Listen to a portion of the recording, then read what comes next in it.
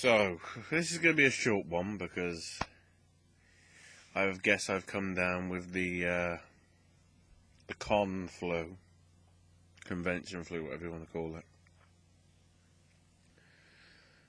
it.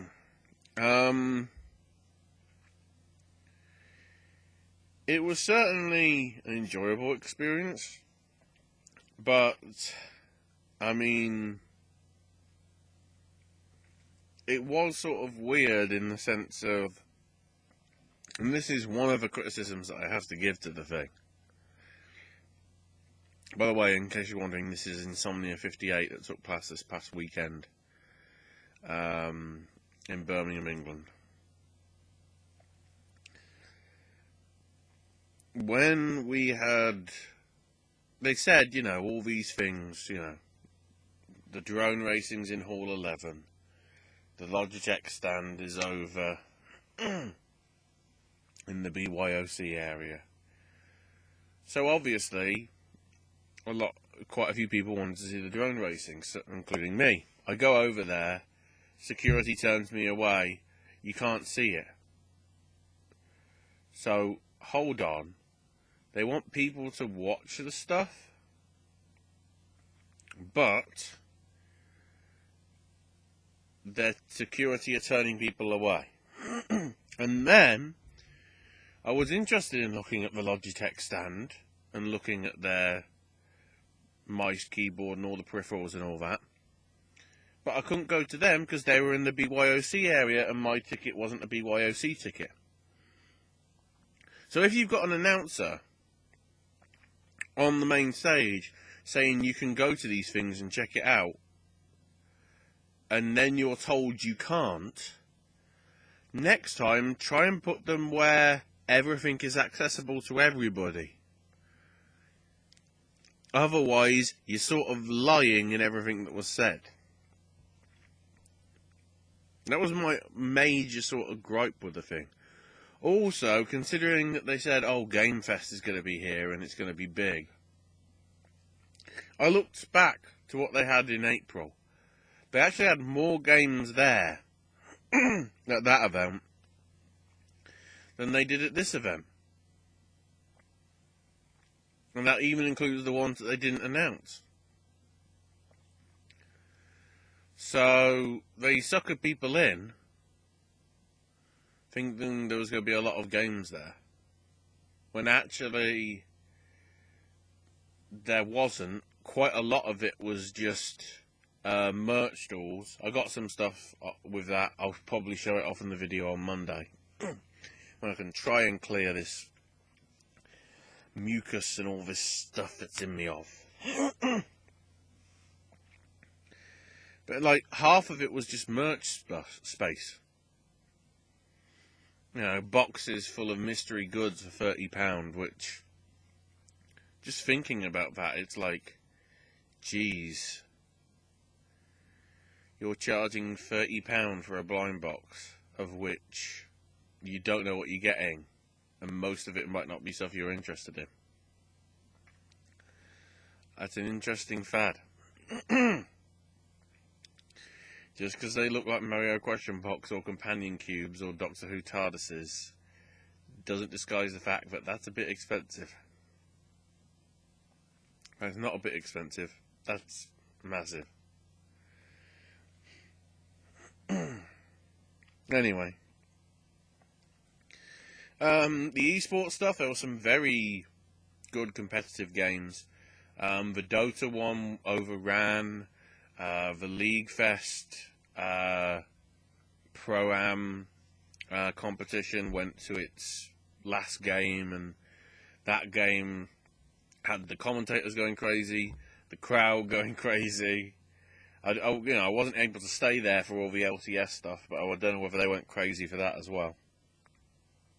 Trying to think.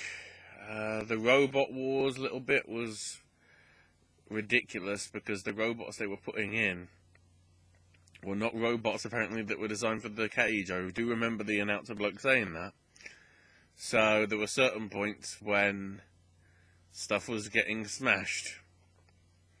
Luckily, I think it just about kept up, but some of the spinners and whatever that are in it, with the spinning blades and whatever, came close to basically throwing robots through the perspex, reinforced, into the crowd, mayhem, not good.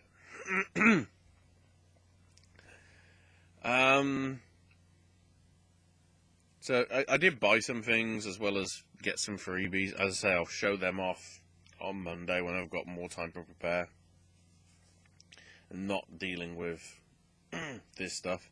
That's why the advantage of me doing this next month, if I'm going to be able to do it, it'll be pretty cool.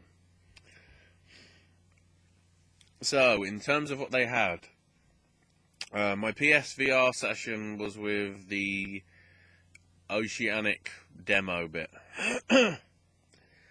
So, it was sort of rather immersive. The bit with the shark was pretty good. Destroying the tank. You've probably seen clips of it in like various media things from PlayStation about the VR and VR worlds. Yeah, I didn't get to do any of like the London heist or whatever, or any of the other demos that were in it. Rigs, I was pleased that I didn't get, because I had a lot of people not be very positive about that. Farpoint was the one I was really looking for, but I guess I didn't fill the stuff right in on the survey. So there.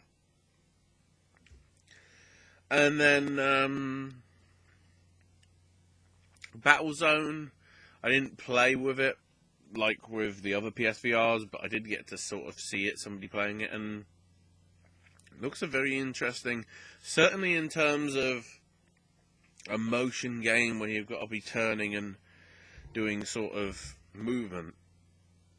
It seemed a lot less nauseating or nauseous creating or whatever. I think I made up a word. No. Than the others. And Gran Turismo Sport looked very good.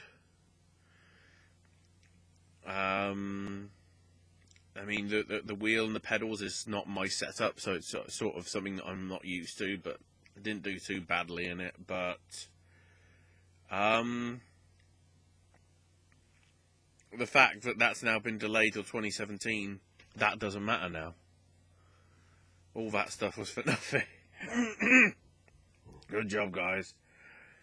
So, with the Microsoft stuff, Gears 4 felt like a Gears game. And that isn't a good thing. Didn't feel really any different. The PC version that I had, considering this is supposed to be, what, alpha probably? Can't remember whether it was alpha build. Probably would have been. It crashed on me. And for about 3 or 4 minutes, I was sat there not knowing what to do because none of the staff were there. Oh, that's the other thing. Microsoft. If you're going to be there for 4 days and have a booth there for 4 days, don't decide to show up on the first day and open your booth for the games that most people were being told to play until 1 o'clock, 2.5 hours after the thing's opened. That's not very good preparation. If people are only there for, like, the morning of the event, they never got to play anything. Because of your ineptitude. Recore wasn't too bad. I struggled with the demo because the only one that was playing that I managed to get my hands on towards the end of the 4 days was sort of midway through demo, and there didn't seem to be any obvious way to restart it. But it seemed pretty fun. It seemed a bit tough that I was facing against level 14 bosses, and I didn't know exactly what the controls were, which is a bit awkward. Dead Rising 4 was a whole lot of fun. I think I killed 499 zombies in there. It was basically a 10-minute demo. It was the one direct from Gamescom that they had the week before, where you just had to kill as many things. They basically led you down the path of doing a certain quest that was in the nearby vicinity, which I did at the same time. And the way you can take a selfie with the zombies and do like a cheesy like fake grin, like it's like, oh my word, it's got the right humour. But now that I've heard things like the time limit's gone in terms of, because all the other games were always like, you've got to do it within a certain time limit of the game, otherwise you can't do anything. This one seems to have got rid of that, and it's just kill everything. Trying to see, Forza Horizon 3, I did get to play a few times. That is really just pick up and play fun. I was actually doing better on that than I was with Gran Turismo, and to some extent Forza. So I don't know whether it's just the controls are better or because it's incorporating on-road and off-road, but it just it feels a bit more arcadey, which I guess it should do because it isn't a simulation. And yeah, that was really fun. I'm looking forward to see how that comes out in terms of reviews in a month or in a few weeks. Quantum Break was there for PC. Not many people were playing it. Bad luck, Remedy. Killer Instinct allegedly was there, but I think they were only promoting the definitive edition, which is like coming out in about a week or so. Cuphead was awesome, as you'd expect. Everspace looked very nice. Raiders of the Broken Planet looked very sort of weird. I think it was very sort of like, I can't remember whether it was, I think it was Mercury Steam that was developing it. I can't remember off the top of my head what games they've done. But in sort of appearance and stuff, it seemed very sort of Vanquish-esque. It didn't feel like any sort of generic game. It did feel different, but also it did feel similar. It's weird, but that looks interesting. Turing Test looked very nice. Didn't get to play it, annoyingly, ahead of its release. It's already come out. So go looking for an actual hanky that I haven't used. But the big one was the one that wasn't even listed on here. And it's probably my game of the show. And it's a little indie game by the name of Hue. H-U-E. And it's it's a Limbo-style 2D sort of puzzle platformer thing. But the idea is, it's a black and white world. And over the time, you find these colours. And when you get the colours, they get assigned to your right analog stick. And therefore you have to use the actual analog stick in order to switch the colours, in order to progress over certain bits. So when you get to 3 or 4 colours, the switching between levels can get pretty complicated. I wanted to know more about it, and the person just said, oh, this is a bunch of indie games. And I was like, no, I want to know more about the game, like when it's coming out. And then they just walked away. If I wanted to ask them about, Xbox PC cross-compatibility, they knew all about that. But not like the important stuff like, yeah, this game looks really good. I've just noticed my camera's off. This game's really good. Play it. But who knows? Square Enix had Dragon Quest Builders, which actually didn't seem too bad. Minecraft-style third-person builder thing. It sort of is third-person Minecraft, but with the certainly like chibi-style characters. Speaking of, we also had World of Final Fantasy, which I didn't want to go on because I didn't want to do badly at it and feel embarrassed. But it seemed like a lot of people were having fun, and it was pretty busy, that booth over the weekend. Speaking of, Sniper Elite 4. Man, that game is unforgiving. I mean, I had 30 minutes, and unlike the level that they gave as a demo for Sniper Elite 3, the 4-1 is way too hard for me to be able to do in a 30-minute spell. But it was very enjoyable. I cannot wait until February 2017 again to hear whether it's got a good reception, considering how well the last few have done. FIFA looked very good in terms of gameplay, much better than PES did in what I saw from the TVs. It's interesting though, for the majority of like the first day, there were quite a few people playing the career mode, you know, with Alex Hunter, the single player like story mode. For most of the rest of the weekend, it was just, you two want to play, and it was just one-on-one FIFA. So the big thing they were trying to push, like, experience it. No. Not going to experience it. So I'm going to try, if I can, to probably have a go at the single player mode, if that's the demo that they're showing next month. At EGX. And check that out. Respawn supposedly had the Titanfall 2 tech trial demo there, which was just the online demo. I think it was on like one of the overclockers or one of the PC product people's booths, and that was it. Yeah. No actually official presence. The Mafia 3 demo looked very nice. I just worry all the time that I see these demos and the fact that they aren't willing to let anybody put their hands on it as to the confidence and whether it's good. Because I've seen Assassin's Creed Unity have the same thing. I've seen the original Watch Dogs have the same thing when they were coming out very, very soon. Admittedly, Witcher 3 had the same thing, but I think even at that point in September, when I saw the session, they openly said that the game wasn't coming out till like April or May. So, it's just worrying that it's like, yeah, we can't give you gameplay to play,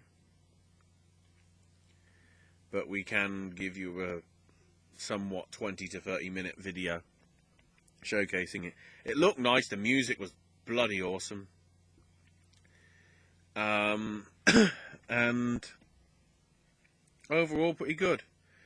And then the indie stuff, I didn't get to play any of them because every time I keep forgetting that it was tucked away where it was, like hidden.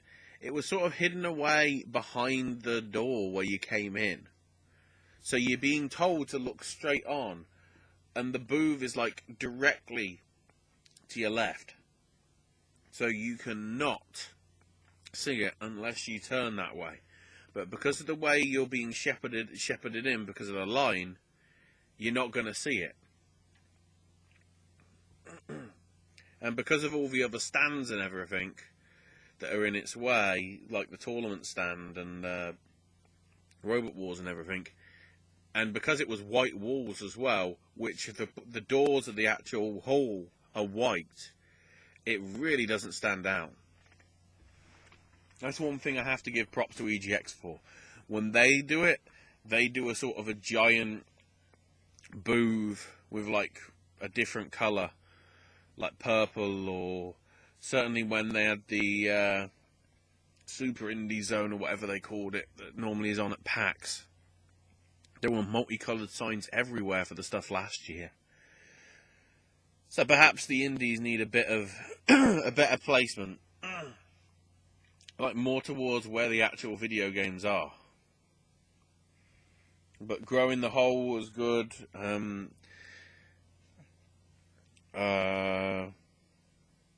heard a lot of people talking positive things, obviously, about City of the Shroud, because that was one of the Kickstarter games. Also, Ageism That was the one that got a lot of buzz on social media. And also, I think Flight of Light, people were liking that. That doesn't mean all the others were bad, it's just I really never got a chance to check them out, which is a shame, but I guess when I was getting there, half the time I was just looking for a place to sit, because if you're doing all these video games, and you're encouraging people to come via public transport, of which, if you go in by train, it takes a 5-minute walk to get over from where the trains are to where the hall is. 5 minutes at best, possibly even 10, depending how fast you walk. Yeah, it's not going to go well. But the big thing that they did really announce is something that shocked me. That's probably a good thing. Insomnia 60, starting I think it's April 2017, is going to have a very big sponsor or partner for the event. And they announced it in a video package I think they showed at various points. And what it was, and I'm just filling it in now, they're going to be in a partnership with Island Records and Universal Music Group. And the idea is, there's a survey, which I'm doing now. I nearly didn't remember how old I was. What the hell is that?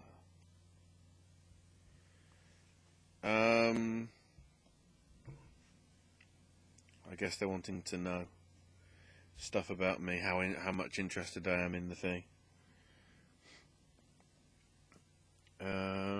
Yeah, listen to that.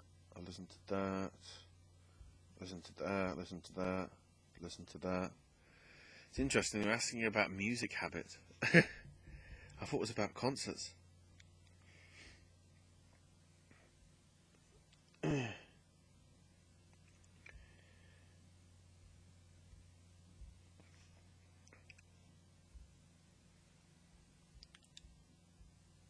It's interesting because they basically said at least 5 acts from those labels are going to be appearing on the show. And at least they're actually going to be part of the show in April, and there's going to be like actual music performances over the week, which is interesting. So looking at the list of ones that they've got here, I see Bastille, Chasing Status, Dizzy Rascal, Ella Iyer, Ellie Goulding, Jack Garrett, Jake Bugg, John Newman, the Kaiser Chiefs, KSI, Lethal Bizzle, Professor Green, Rizzle Kicks, The Slaves, Years and Years, 1975. You know, a lot of big names.